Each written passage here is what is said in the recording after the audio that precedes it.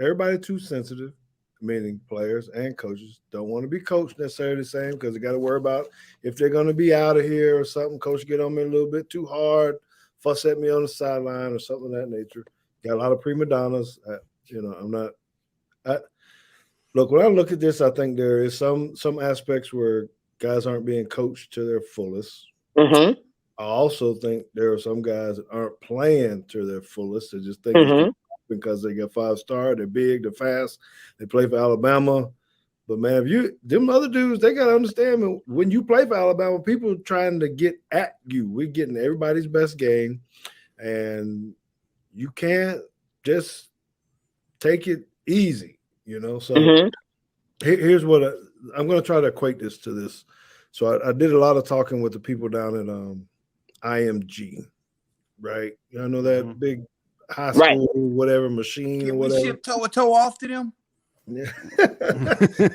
Hey, the boarding school powerhouse. Yes. So one of the things that they would get mad at, as in even the football operations people and thing was, hey, we have too many good dudes not to be winning by 30 points, 35 points, 50 points. So, and they're playing against the top teams in the country. They're saying it don't matter. They got 1 or 2 5-stars. We got 8, 9, 10, 11.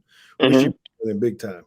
And that kind of hit me when I first heard that from them because their standard was like, no, we got these dudes and we should be putting them in a position to dominate every game. Now, I'm not saying that should happen in the collegiate level, but I just think when you're Bama and when we have, or any team that has number 1 ranked recruiting classes, we're touting all the 5-stars. If we're going to do that, then we need to play like that.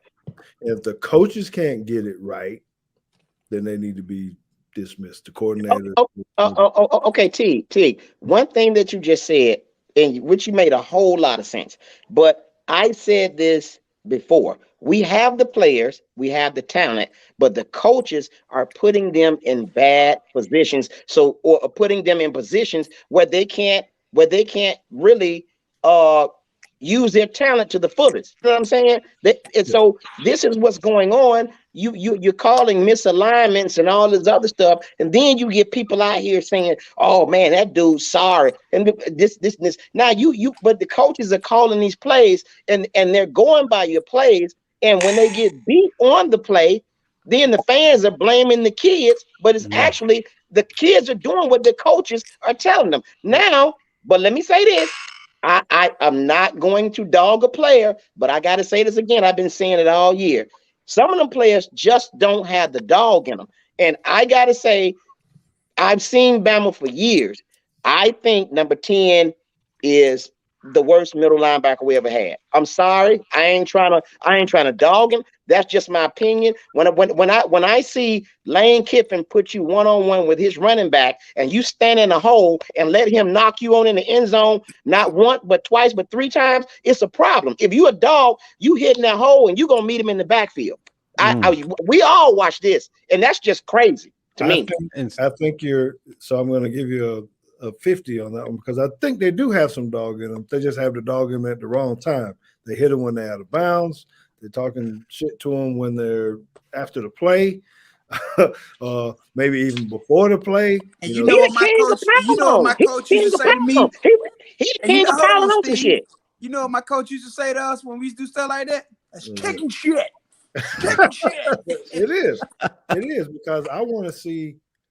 Part of that dog is how do you hold a teammate accountable? I ain't seen nobody get mad or really heard nobody get mad. You don't want to see it necessarily on the sideline. I'm not saying I need to see a brawl on the sideline. That's not it. I need to see one at this point.